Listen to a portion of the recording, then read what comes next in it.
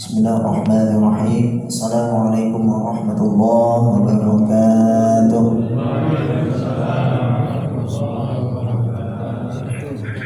Alhamdulillah, alhamdulillahi rabbil alamin, wa bihi nasta'in. Wassalatu wassalamu ala asyrafil anbiya'i wal mursalin, sayyidina maulana Muhammadin wa ala alihi wa sahbihi ajma'in, amma ba'd.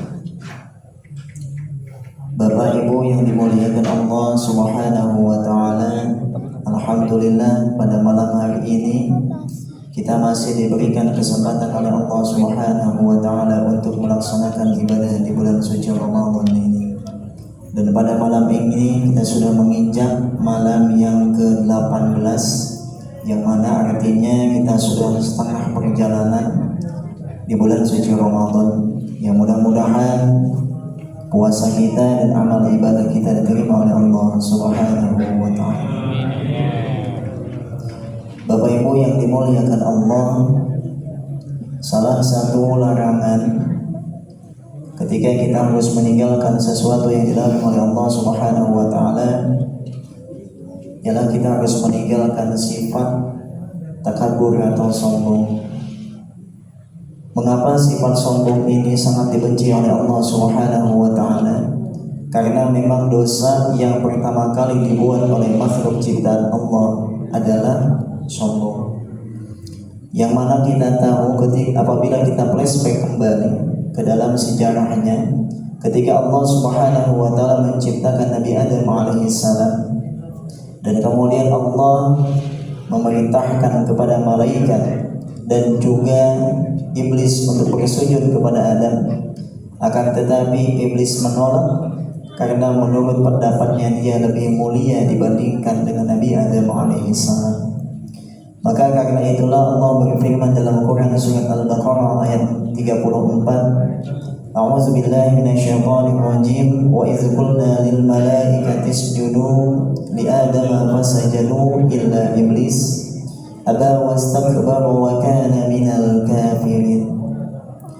Dan ketika Allah berfirman kepada para malaikat, bersujudlah kamu kepada Adam, maka bersujudlah mereka, illa iblis, kecuali iblis. Aba wastakbara, mereka enggan dan takabur, wa kana minal kafirin, dan mereka termasuk ke dalam golongan orang-orang yang kafir.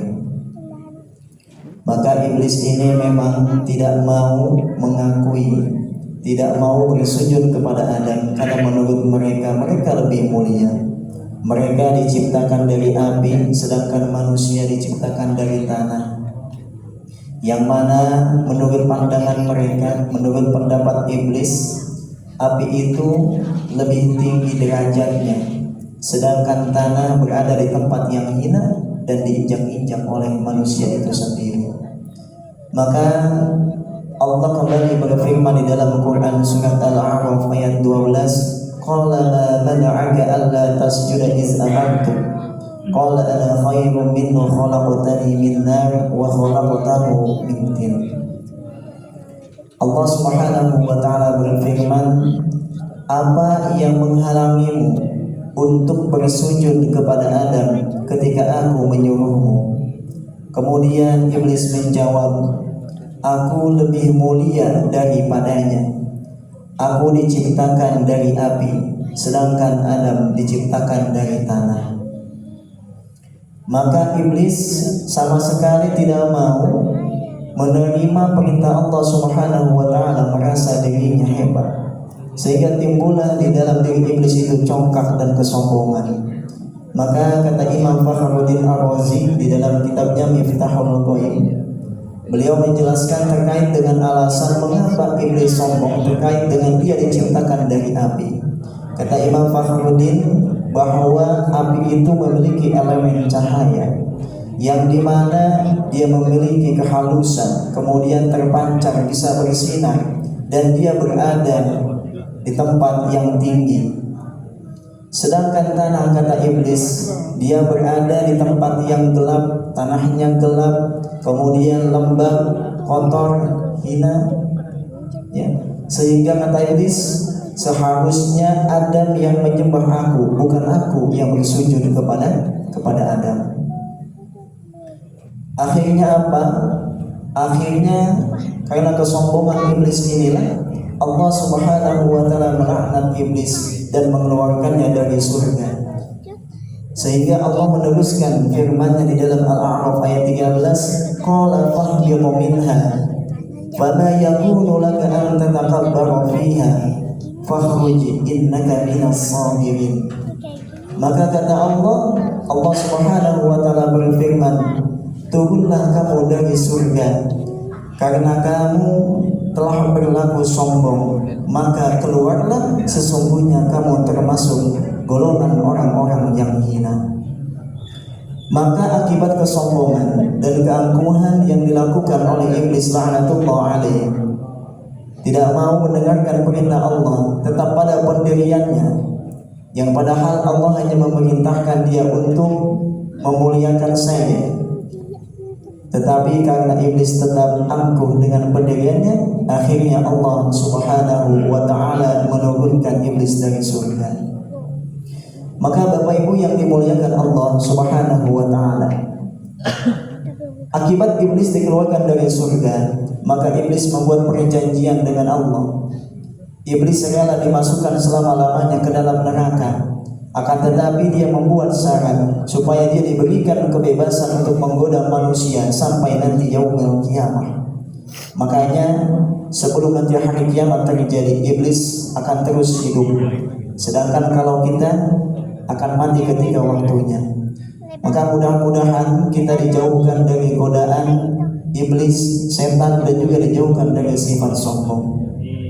Bapak Ibu yang dimuliakan Allah, kemudian bagaimana caranya supaya kita terhindar dari sifat sombong ini, agar sifat sombong ini tidak melekat di dalam diri kita? Maka kata Imam An-Nawawi di dalam kitab Riyadhus Shalihin, beliau menyampaikan bahwa ada beberapa hal yang bisa dilakukan manusia meminimalisir supaya dia tidak melakukan sifat sombong di dalam kehidupannya. Maka yang pertama ialah ketika manusia melakukan kesalahan, maka akuilah kesalahannya dan meminta ampunan kepada Allah Subhanahu wa taala. Maka sejatinya Allah tidak mempermasalahkan kesalahan kita selama kita mau kembali kepadanya dan bertaubat kepadanya. Begitupun tadi dengan iblis, sebetulnya Allah sudah tawarkan kalau dia mengakui kesalahannya dan dia meminta ampunan kepada Allah, maka Allah akan ampuni. Akan tetapi iblis tidak mau mengakui kesalahannya dan tetap pada pendiriannya. Maka ketika kita melakukan kesalahan, terutama tersirat mungkin di dalam hati kita untuk melakukan kesombongan, maka ingatlah kita dengan Allah Subhanahu wa taala bahwa segala sesuatu yang diberikan oleh Allah kepada kita, baik itu harta kita, baik itu anak kita, baik itu jabatan kita, pekerjaan kita, itu semuanya hanyalah titipan dari Allah Subhanahu wa taala. Maka kata Nabi Muhammad, la yadkhulul jannata man kana fil qalbihi mithqalu dzarratin min kibrin. Tidak akan masuk surga orang yang di dalam hatinya terdapat kesombongan meskipun seberat biji zarrah. Maka Bapak Ibu yang dimuliakan Allah, sombong ini memang merupakan sifat-sifat yang sangat dibenci oleh Allah Subhanahu wa taala, karena dia melawan kodrat atau sifat dari Allah sendiri, sedangkan Allah Maha Pengampun. Akan tetapi dia malah melawan Allah.